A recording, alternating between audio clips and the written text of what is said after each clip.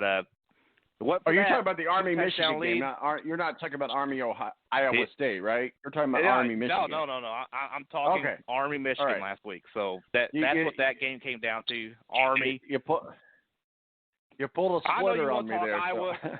I know you want to talk Iowa State, but I didn't get my shot in Army and Michigan, so I'm giving you that. It's all good. Let's move on into the top 25 because we got to do that, and we only got a few minutes left before we move into our NFL segment. We'll start with we'll try to get through all of these, and we'll get as much as we can. We're just going to kind of do the recap, and we'll just rotate between us, and we'll just try to get as many as we can in. Virginia, what are your thoughts, Adam, on Virginia top 25? There's another ACC school that's decent. I'll wait till the end of this year to determine if Clemson's going to play a single ranked team. Rick, Southern California, what say you? I think Southern Cal gets the win. I think that new quarterback, that freshman quarterback, Slovic, I don't even know what his last name is, one of the two, looked pretty good. And sorry to Steve Wilson, but I think Virginia does get the win against Florida State also. Adam, we look at the Washington, the state of Washington Huskies. I think I probably mixed that up because there's a couple Washington mascots I always mess up, but I think I got it right. But nonetheless, I know when it comes to bowl games, the committee just seems to snub Washington every single year. Well, I mean, Washington did. I think the Pac-12 may already be eliminated from the playoff.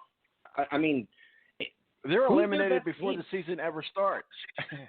Yeah, I mean, this year's Pac-12 is just not strong at all. I mean, I think Washington bounces back, but I mean, at this point, you're just kind of going, well, they're just at this point, everybody's maybe fighting for the Rose Bowl. Rick, Boise State. Well, they got a good win last week. I think they continue that this week. Yeah, the Pac-12 is pretty much done. Your best teams now are Utah and USC, both undefeated.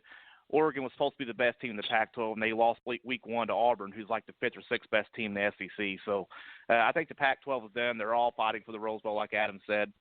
And I'll take Boise State today, not Pac-12 related.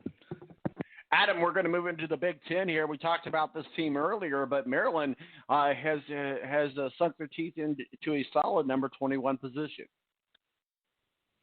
Yeah, I mean, Maryland, holy cow. I don't know. Anybody saw that coming. But again, they're playing Temple.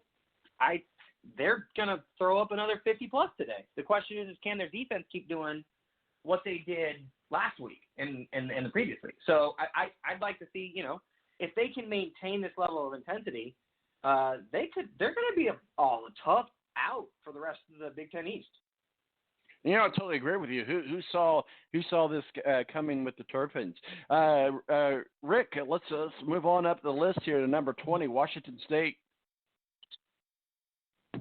Yeah, the Fighting Mike Leaches. I like them. That's another Pac-12 team that nobody ever thinks about. But, at the end of the season, they're sitting there like 9 wins or something. I don't think they're a New Year's 6 team, the New Year's 6 bowls, but I do think strong season, another strong season because their offense, they put up a lot of points. Adam, Rick wouldn't give us the Iowa State talk, so we'll let you talk about Iowa at number 19 in the Big Ten.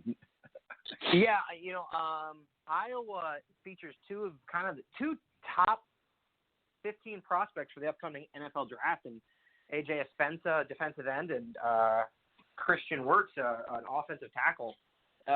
When you've got a rock star left tackle and a stud defensive end, that's a good recipe for success. I think Iowa wins the in-state matchup.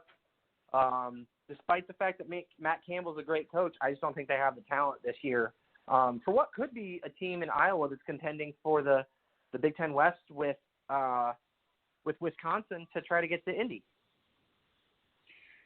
Rick, here's another team that wants to come to Indy as well, and that's Michigan State. We talked about them earlier, but Sparty is locked in there at number 18.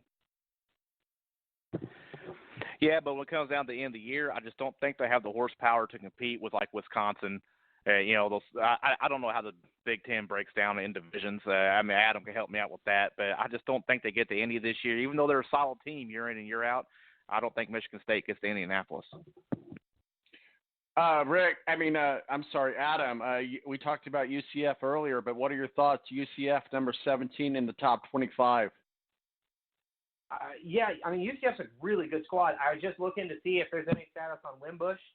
No updates as of yet, but sources are indicating they think he's going to play. If Wimbush plays, like Rick said, I think UCF. It's a total blowout, yeah. Oh, I'm sorry. I didn't mean to talk over you. Go ahead, Adam. Oh, you're fine. I was going to say UCF rolls, I think, if Wimbush plays. Rick, one of my teams that I like to just watch for fun, and maybe it's the military connection, but I love to watch Texas A&M. No matter what they're ranked, but they're ranked at number 16. They're a fun team to watch. Yeah, and a really good team too. I mean, don't look at that Clemson game when they went to Clemson. They were competitive for a while in that game, and I think they're going to have a really strong year. They keep getting better and better. I don't think they can compete with Alabama. I don't know how their schedule breaks down, but maybe they're almost on the tier where they can compete with Georgia. If Georgia is a step down from Alabama, I don't know if they really are this year or not, but they're a top 5 team in the SEC, definitely.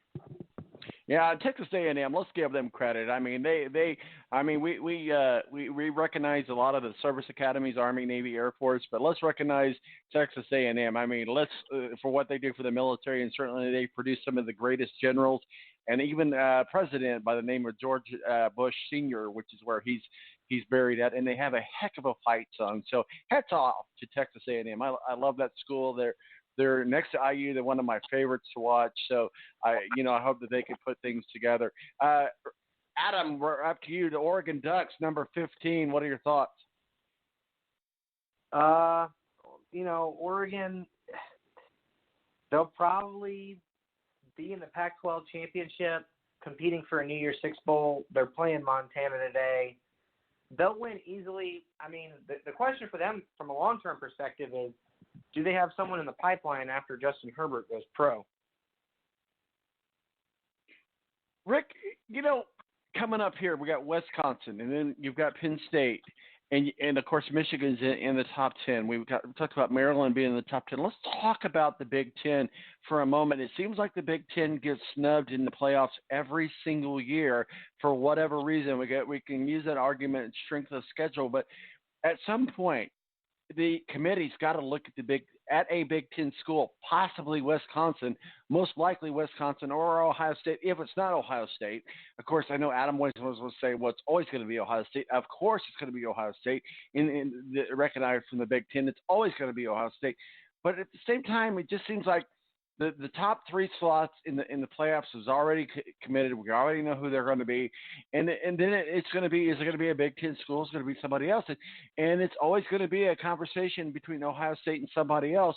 But the Big Ten is really, I think, gotten a lot better, and that brings us to Wisconsin at the number 14, Rick. Well, now you're talking about something that's I really like. I don't know how to word it, but it plays with my emotions, because the Big Ten would be in the playoff every year if the playoff was expanded to 8 games like it should be. Or 6 games at least. It needs to be 8 teams, an 8-team playoff. I mean, you get your 5 conference champions in, which conference championship games are pointless, but you'll get your 5 in, and then you have 3 at-large bids. But when you have somebody like Notre Dame that goes undefeated like they did last year, and for some reason, every premier team in the Big Ten has a bad loss somewhere along the way. So when you stack that loss up like Ohio State against Purdue last year and rank that against Notre Dame being undefeated, Notre Dame's going to get in every single time. That's going to keep the conference champions out of the playoff in this current format, because it is hard to overcome a loss in college football. It really is. I mean, Notre Dame can't have a loss. Notre Dame has to go undefeated. So Rick, when you have Notre Dame going undefeated like last year, that knocks out teams like the Big Ten or Pac-12 champions or anybody like that. Rick, my brother from another mother, I love you, but we say this every single week. And Adam, would you agree? Would it help Notre Dame a lot if they joined a freaking conference? I would love Notre Dame to join a conference. I would love Notre Dame to join the ACC. Because I want Notre Dame to be in the Big Ten, honestly. But I would love the Big Ten just because of the historical aspects of it. But for crying out loud, Clemson should have to answer for the fact that they will not play a single ranked team one time all season. That's complete garbage, and they just walked to the playoffs. So I would love to see conference, strength actually matter to these, playoff decision makers. But it seems like what's important to them changes every year. Nobody really knows what are you looking for, what's the key factors.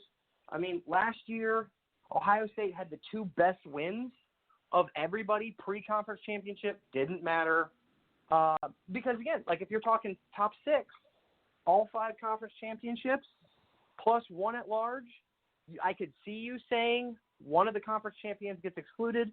If you have a conference like the Pac-12 where maybe everybody's going to finish with 2 or 3 losses, and the conference champ has 2 or 3 losses, and Notre Dame runs the table or Notre Dame has 1 loss. By the end of the year last year, especially looking at that Michigan game, who the heck wanted to? Oh, he said it. He said it.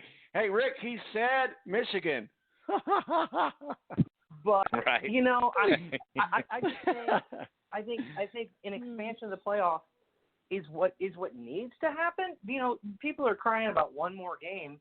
What's one more? For crying out loud, we've already expanded it from it used to be 12 games to 14 games if you run the table. So it's so frustrating, and it's frustrating because I know at some point you're going to have the reverse for seemingly every other, whether it's Pac-12 or Notre Dame, and there's never a question of how good really is the Big 12, how good really is the ACC, how good really is the SEC. Meanwhile, pretty consistently every year, the Big Ten puts the most teams in bowl games in the hardest matchups and typically has the best bowl record, but none of that matters. It's very frustrating. All right, guys, we're going to have to wrap it up and put a bow on it because we got just a few minutes left before we get into the NFL talk. Let's of course, we know who the top 10 is: Clemson, Alabama, Georgia, LSU, Oklahoma, Ohio State, Notre Dame, Auburn, Florida, and Michigan. That's going to stay pretty solid this week. I don't think that we're going to see anything majorly change in that top 10. So let's go ahead and let's kind of tease our NFL segment. Okay, I gotta throw you underneath the bus here, Adam. Everybody talked about the Cleveland Browns, and I know you got a defense ready to go, and I know there's one defense after another, but come on, Tennessee Titans comes to town and just totally embarrasses you at home. What happened, man? We were ready to give you the Lombardi Trophy without even having a season. Baker Mayfield, he was posing with tigers and everything. You guys have everything in place. Everybody was ready for the Cleveland Browns, and then to fall flat on your face against the Tennessee Titans. Now, I know the Colts have their issues too, and we could deflect here, but let's take some ownership. The Cleveland Browns were not ready for the Tennessee Titans, Adam. I think that was a classic case of you're talking a young team that is, I think by the end of the season, I think it'll be a totally different team. The question is how much with a new coaching staff, a lot of new players, how long does it take them to gel? A lot of times you need that adversity to really come together as a locker room. And we'll see. They got their butts kicked.